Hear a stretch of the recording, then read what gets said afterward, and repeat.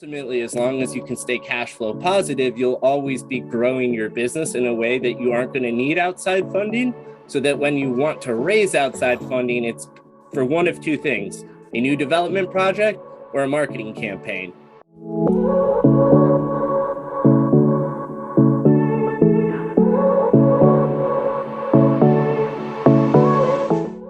Hello, guys. Growing a startup is not an easy task, and even the smartest of us struggle with it.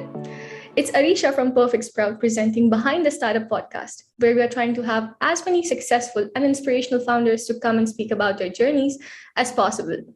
And we're going to keep it as real as it gets. So we're not just going to be talking about the bright side stuff, but also the struggles and the challenges, so that you know for sure that there's light at the end of the tunnel. And well, for that, Connor here is a perfect example. Hello, Connor. I'm delighted to have you on Behind the Startup podcast. How are you today? I'm doing really well, Arisha. Thank you so much for having me today. I'm super excited to be here. Yeah, so am I. It's terrific. So, Connor, for those who don't know you, could you please give a brief introduction about yourself and your business? Absolutely. So my name is Connor Borrego. I'm the founder of Emergent Digital. It is a marketing agency and also a software development company that has its own startup arm, but primarily we focus on helping small businesses to grow their business with profit in mind. And I use, my background is in data science. I have a master's in data science, and I spent the last 8 years working in advertising technology at a handful of small startups. And then most recently, I was a startup consultant at Google. Currently, my startup project outside of the company is in the blockchain space. But like I said, I'm focusing primarily on being a marketing agency and a software development firm currently. That sounds awesome. And I did get a chance to go through your experiences.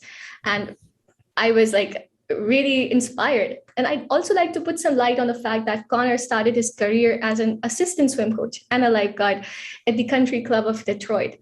And I'm really curious, Connor, and I hope you don't mind me asking this. Was there a Baywatch kind of vibe there? Were you the Dwayne Johnson or, Zac Efron there? Back in high school, maybe I might have fallen under that bucket, but there were definitely a few more handsome guys there than myself. That being said, the Country Club did sort of have that very nice buttoned up TV show vibe. But it was still all hard work and pretty grimy at the end of the day. So lots of sunscreen, lots of grass clippings from the golf course, always trying to keep it out of the pool. But that was like 10, 15 years ago now. So yeah, I'm sure that must have been one hell of an experience. And it's really fascinating how you started out as a swim coach all the way to Google and some of the other top companies. And now you have your own startup. How would you describe your journey and the experience so far? Well, I think that to some extent, right, I got my first job in high school and, have sort of always been working since then. So a lot of my early jobs are just more reflective of my age and some of my interests at the time. So I grew up, I was a big swimmer. I competed, at least somewhat nationally, but mostly just in my state. And, so the local country club that I was a lifeguard at also had a swim team. I actually swam for a competitive country club and my brother swam for a competitive yacht club, all in the same league. So I was just sort of already well-versed in all that. So I was just like, it was a natural pipeline into that role. I actually thought I wanted to be a doctor when I went off to pursue my bachelor's degree. My whole family is in medicine. My dad's an anesthesiologist. My grandpa's an anesthesiologist. So that was kind of the path that I thought I was going down. But as soon as I got to my freshman year, I realized that my interests lie more in entrepreneurship and political science, and specifically in digital marketing, which I think is just more reflective of my interests growing up of, kind of just finding digital media everywhere and, getting kind of crafty with accomplishing problems of things that I want on the internet. Mostly illicit stuff, like, oh, I want to watch this movie, but I don't want to pay for it. And then those skills have transitioned into far more advanced skills later on. But my first job out of college was at a small startup in Ann Arbor called Lawn Guru. And I was using that as a buffer until I ended up at the second startup I was at about 9 months later at Adapted. which is still going strong and growing, and much more in the vertical that I wanted to work in, which was digital advertising, because the other one was a digital, it was Uber for lawn care, basically, and a kind of a smaller startup with, not the growth trajectory that I was looking for in terms of experience. But I participated in an entrepreneur's leadership program in my undergraduate program, and that is what really pushed me into all of this. Wow, I'm really glad you found your way into entrepreneurship. And I think the concept of emergent digital is really unique and it was much needed. How did you how was emergent digital born, and what made you realize that there's a need for a platform like this? Yeah, so Emergent Digital was the name of the first startup well, it was originally called Emergent T, where the T was for short for t-shirt. And so the original idea, like 6-7 years ago, was to put, artists' artwork on t-shirts and resell them and turn their t-shirts into an investment product to help artists sort of expand, their business model per se. But with the advent of blockchain technology and NFTs in particular, that same concept has really come into reality now 6 years later. So, using everything that I've learned from the first time I tried to start this company to the second is essentially why this company exists and how I came upon that conclusion. But it originally started as a project in my undergraduate degree. And the reason it came about is, I was interested in digital marketing, and my partner, she was in the art school and was an artist. And so we were just trying to find a hybrid way for ourselves to work together that wasn't necessarily a graphic design firm. So anyways, the way I found this need was just mostly probably being way too ahead of it in some capacity, and then just recognizing the opportunity when it really started to show up last February with the NFT craze, essentially. But before that, it was all about how do we build a strong profit-minded business, with a good repeatable model. And that's why I chose to start with an agency model to begin with, and focus on acquiring advertising customers and web development contracts. Just, you need money coming in the door to start a business first. So Yeah, that makes a lot of sense. And it's so interesting how all of these amazing ideas come out of such regular random thoughts, I'd say, And I'm sure it must have not been a smooth journey, and you must have faced a lot of struggles. So what would you say were your biggest challenges that you had to overcome? So I think the biggest challenge, and it's a repeated challenge and still the same challenge I come up with now, is that I'm never as technical as I wish I were. And so my greatest limitation is always relying on someone else to accomplish stuff. And not that I'm a slow learner, but I feel like the way in which I learn can be sort of slow, especially, with stuff where you have to go out and do it. And so really just putting in the hours and grinding, and specifically what I'm talking about is software development, right? So the first time I've built a website, it was in high school, and it was using Weebly, which is a content management system. And, now I can pretty much, build something straight from a framework or bootstrap it, ground up. But I still struggle with server, management and, development operations and moving and piping all the data around between all the programs and functions. So I have new problems now that are under the same bucket that I always had. But for me, the way that I've addressed these problems is, okay, yes, I can always go find someone else to do it, but that's going to cost me money. And once I have the money, sure. But for the meantime, my thought's always been the internet's free. There's Google search, there's YouTube, go teach yourself the skills you need to fill in those gaps just to get it done. And I've just been doing that continuously over 8 years. And so my skill set has gotten very, very broad and pretty refined, which that's just essentially what it has been, is every time I encounter a challenge where I'm not sure where to go with it, what to do with it, I just start researching on Google and YouTube to see what other people are doing to solve the problem. But yeah, like I said, the biggest challenge is always, what do I do when I don't know what to do? And I'm sure I'm not the only entrepreneur to face that problem. And I would say the other big challenge that I regularly come up to is time management. And that one, from my experience, has really come down to just getting organized and having everything laid out so that you can prioritize it effectively and have a really good understanding of how long different processes take you specifically. So you can look ahead to your week and see, all right, what's realistic that I can actually fit in my schedule. And I know that sounds way better and easy, like, because that sounds obvious on face value, but that's a lesson I've learned over and over and over again for like the last 8 to 10 years, because it's super hard to be an entrepreneur and then also be on top of yourself from an organizational standpoint, because you're getting information from every which way, and you just it's not always easy to stay on top of, oh, I got to put this information here so that I don't lose it or whatever.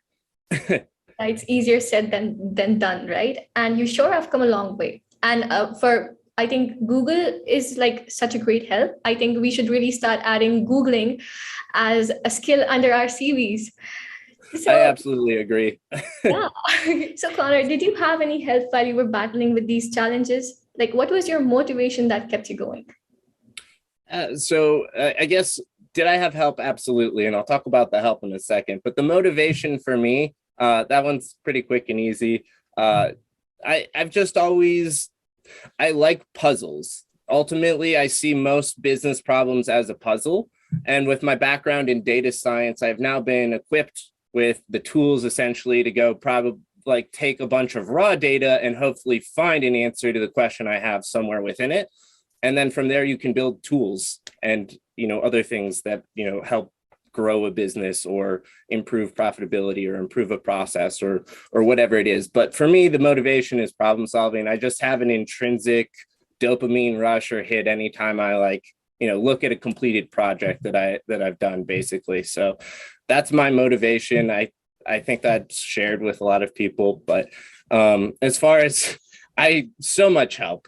Everyone is a resource. Everyone is a mentor. And if you're willing to listen to me talk for I'm sure you can tell, I have a lot to say sometimes. And anyone who's willing to lend me their ears and then provide feedback has been a resource for me, throughout everything. But I've had a couple of really great mentors at different pivotal moments in my life that, probably deserve even more of a shout out.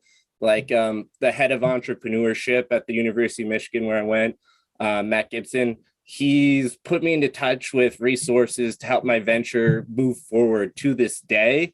And, I haven't been in a classroom with him for like 6 years at this point. And then that first company that I worked with, the advertising technology company, I don't think I would have made it as far as I had in my career or where I am at currently with my master's without the CEO of that company. After about 6 months of working there, he really took me under his wing and kind of made me not chief of staff in any formal capacity, but he had me doing all the special projects that a chief of staff would essentially be doing. And I got to have extra time with him, picking his brain about running his company, which he had started, 6 years prior. And he was about 10, 15 years my senior. So he had a much more depth of, work experience to really kind of answer questions I had about, how do you go from idea to an actual business? And one of the main things that he really drove home was you need to find a profitable business model before you have your startup idea.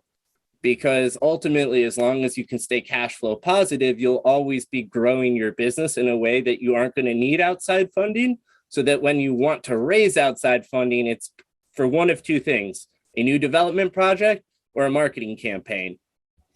Yeah. Those are the only things you should be raising money for in his eyes. So that was the biggest resource or help for me. But like I said, anyone who I've basically worked with or had a conversation with has been influential for sure. You sure have a lot to talk about, and that just makes everything more interesting about you. And I'm sure they find your business and your business model actually making a difference. So that's why they're investing their time in it. And now that you're on solid ground, what would you say are your plans for 2022? And are there any major areas that you're going to be focusing on? So 2021 was all about finding profitability, setting up good internal operations, and getting in position to scale with a repeatable business model. And it's coming down to the wire. There's only 30 days left for this goal to kind of be checked off, but I think we might actually finish a little early. So right on track from timeline. So with that in mind, next year is about growth primarily. So I'm in the middle of a fundraise currently for a friends and family round. I have about $130,000 US committed verbally so far, and the round's going to close in February.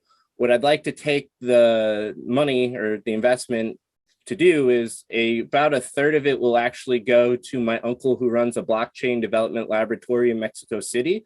He's helping me build our data wallet that's going to be the management software piece for all of our customers.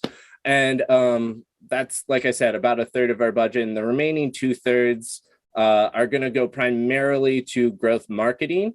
And specifically, we are launching an NFT series at the end of the month that is basically around a community who enjoys movies and television and art and music and commentary around it, which most people like. So that's not super hard, but it's very focused around sort of web communities, internet communities. So we'll be putting a lot more effort into, or a lot more money into our marketing efforts to continue to grow our audience, because that audience will be the primary customer base that we hope to sell these profile accounts to. So yeah, like I said, next year is all about growth and, using the funds that we raised to grow profitably. I don't think I ever explained this. The startup idea is to sell micro websites to artists and journalists that connect into our network of, basically data management tools that are powered by blockchain technology. That's really, I love the concept. And I think for you, 2022 is looking all green and all about growth. Good luck with that, though. Thank you. So Connor, I think we should end this with this one question, which is like very close to me, and I really want to know the answer. If you could go back in time and do something differently, or maybe give an advice to your younger self, what would it be? I wish if I could go back, I would go back to about middle school. And I would wish that at that time in middle school, I would take the opportunities I had to learn software programming and to investigate further into some of the software technologies that I was super interested in to learn more about them. I just really wish that the curiosity that I seem to have now was more existent when I was younger, but or that I acted on it more specifically. I wish I acted on my curiosity more. Yeah, that makes a lot of sense. And it's never too late, you're doing just fine now. And I see a lot of people who are like, who don't have the curiosity, who don't want to learn more. And, honestly, what I think is there's no age for learning. There's so much potential out there and everything. So this has been great. Thank you so much for being a part of Behind the Startup podcast. Is there anything you would like to add for the business owners in the audience? If I can plug myself for a second, if you ever need someone to look at your numbers and you're trying to find out how to squeeze more profits out of your bottom line, check out Emergent Digital. I'd be super happy to help you, even if it was just a general 15-minute directional conversation. So. All right. So I think that wraps it up. Thank you so much. I'm glad we could do this. Thank you. Thank you so much, Arisha. I really enjoyed our conversation today as well. Likewise. Thank you, Connor.